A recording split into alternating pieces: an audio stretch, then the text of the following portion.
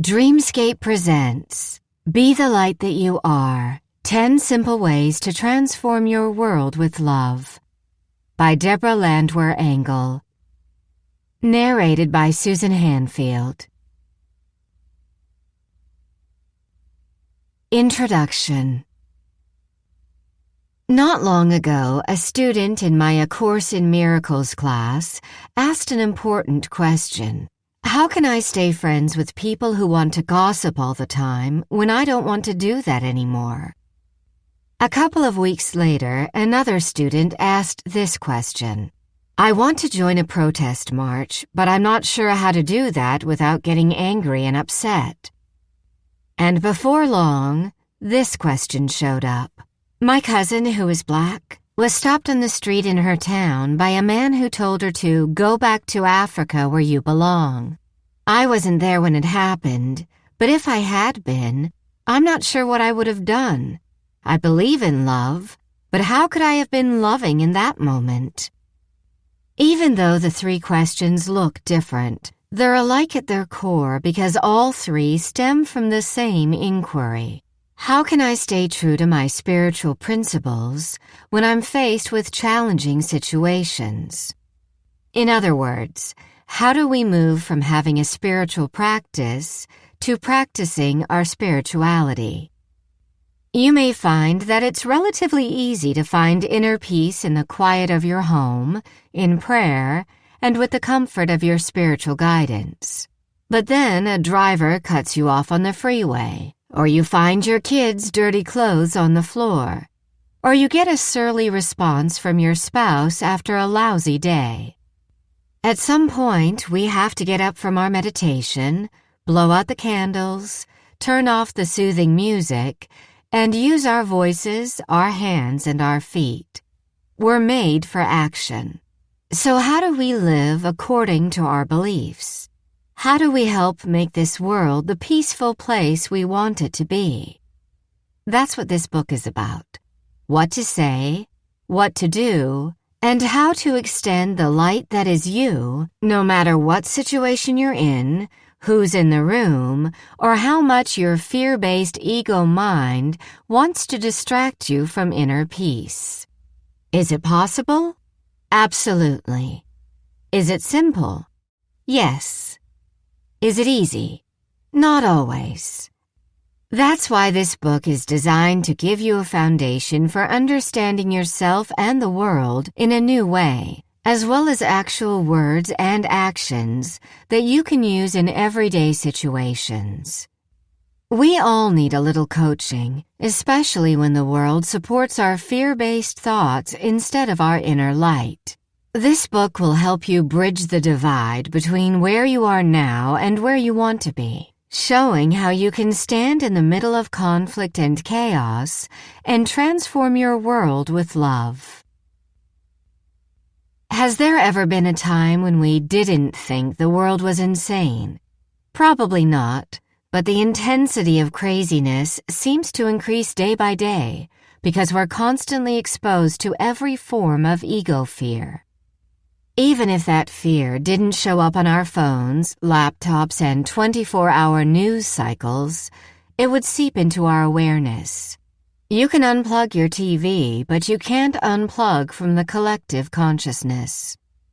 We all have a tremendous opportunity to see that drama as a call for love, a plea for help, and then answer that call. In our own homes, communities, and places of work, we can quiet the chaos, one conversation at a time.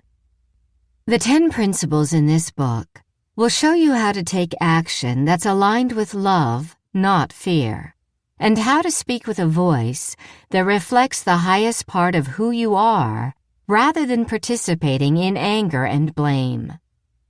Some of the teachings may seem basic. For example, don't judge others, respect diversity, say you're sorry. All of these are excellent admonitions. But what does it really mean to not judge others? What's required in each of us to make that possible? Does respecting diversity mean putting up with differences in other people? Or does it start with respecting the diverse parts of yourself? And is it helpful to say you're sorry when you're doing it with clenched teeth? Maybe the reason we don't always live according to our principles is because we don't fully understand what they mean, the foundation on which they're built, or their value in reminding us who we are. Hopefully this book will give you a deeper understanding. Along the way, you may also find principles that turn your beliefs upside down or challenge ideas that you've held all your life, ideas that are supported in this fear-based world. For instance, what if detaching from a conflict is the best way to show you care? What if the most compassionate thing you can do is not buy into someone's pain? What if trying to protect yourself actually makes you weaker? That's why Be the Light That You Are is more than inspiration. It's a handbook for bringing meaning and understanding to events in your personal life and the lives of the greater whole, helping you move from bitterness and divisiveness to true peace. I've written this book so that each principle builds on the ones before it, with practical examples demonstrating what they look like in everyday life. You'll see the cumulative impact as you listen and put the ideas into action. But be gentle with yourself. There's a wealth of information here, and it's not meant to overwhelm. Incorporating these principles into your life is about practice, not perfection. It's important to note that I've drawn these principles from A Course in Miracles, along with other teachings. This is not a Christian book or a Buddhist book or a Jewish book. It's a book for humans. It's about the higher ideals that govern us all, no matter where we live, what we do for a living, the color of our skin, our sexual orientation, our age, our occupation, or whether we worship and where. Having said that, every principle in this book depends on a belief in a higher power. I use different names for that power, such as God, Source, and Divine Spark. In my mind, those names all stand for the same thing, the Creator, who is not defined by a particular religion or theology. As a result, it may seem as though this book excludes atheists or agnostics, but that's not my intent. If any of the words for a higher power get in your way, substitute the word love instead, and our beliefs will find common ground. A couple of practical notes. Some of the examples in this book are based on stories I've heard or situations I've witnessed. Where necessary, I've changed names for confidentiality, and I've created composites of different people's experiences. Also, on a few occasions, I use this wording: ask for your fear-based thoughts to be healed, or please heal my fear-based thoughts. Those statements come from The Only Little Prayer You Need, one of my previous books. Reading about the prayer is certainly not a prerequisite to be the light that you are, but it can add depth if you'd like to know more. I hope Be the Light That You Are will serve as a primer, a reference, and a guide. The principles will help you step into your own power as an agent of change and peace, as long as you lift them off the page and into your everyday life. So don't just listen to this book and then put it on a shelf. Keep it with you. Use it. Mark it up. Fill it with sticky notes. Listen to it before you go into potentially contentious situations. Return to it if something in your life feels off. Know that you can have a voice. You can take action, and this book will prepare you to do that as the light that you are. The only thing this book requires is a willingness, no matter how small, to believe that we can live without constant drama, violence, and conflict. If you think your life and the world will always be broken and nothing will change, try suspending that belief just for a moment and let some light flow in. By the time you finish listening, I want you to feel a sense of comfort and hope. I want you to be equipped with practical ideas and responses you can put in place right away. And I want you to know that your words and actions matter. You don't have to be a public figure, run for office, or start a nonprofit to move this world forward in a positive way.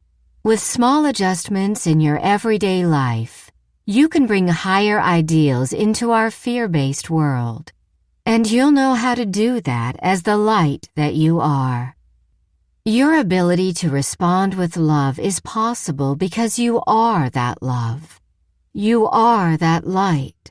If that's something you don't believe or completely embrace just yet, that's okay, because that's exactly where we'll start. 1. Be the light. Within all of us, there's a light that shines like a lantern's bright flame. We may call it love, divine energy, or an expression of our source. No matter what name we give it, that light never goes out. As we go through our lives, though, our self-doubts dim the sides of that lantern. The drama in the world adds its own layers of soot, and eventually, it's easy to lose sight of the flame burning within, forget how bright it is, or believe it was never there at all. Fortunately, our forgetting doesn't change the brilliance of the light, but it can limit our ability to claim the truth about our very existence. In fact, by starting this book with Be the Light That You Are, we're beginning with one of the most challenging principles of all. It's the only place to start, though, because every principle in this book rests on the solid foundation that you are the light. Without that, the layers of other teachings would teeter on shaky ground. We've spent generations building our world on a fear of who we are.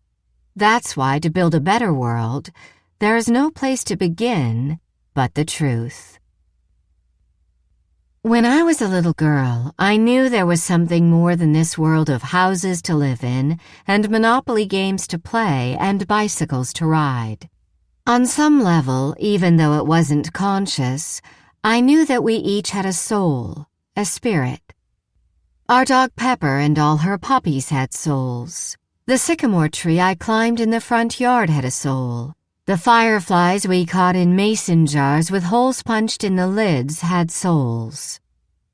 The word soul means different things to different people, but I mean it as a spark of light, a mysterious but animating energy that brought us to life and gave us the ability to feel, care, and experience. I knew this light came from a source beyond me, and that we all embodied it. And it was so much more than how we looked or what we wore or how we acted. Our gruff old neighbor across the street had it. So did my teachers, the ones I liked and the ones I didn't. So did Billy, the boy in my class who talked with a lisp and was the target of other kids' jokes. And although I lived in a homogeneous neighborhood in a homogeneous state, I knew that the people of other colors and countries that I saw on TV had it too. Knowing there was light in everyone was not a special gift on my part. I'm guessing that as a child you knew this as well. Hopefully you still do. But often the knowledge that we are the light, a light of goodness that's as divine as the power that created us, gets wrung out of us. And fear of not being enough takes its place. That's why it's so important to start with this foundational belief and restore it, remember it, and embrace it, no matter how tentatively at first, so you can transform your world with the truth of the light within. The idea that you are the light may seem radical, but references to being the light show up in every major religion and spiritual teaching. A Course in Miracles says, We are the light of the world.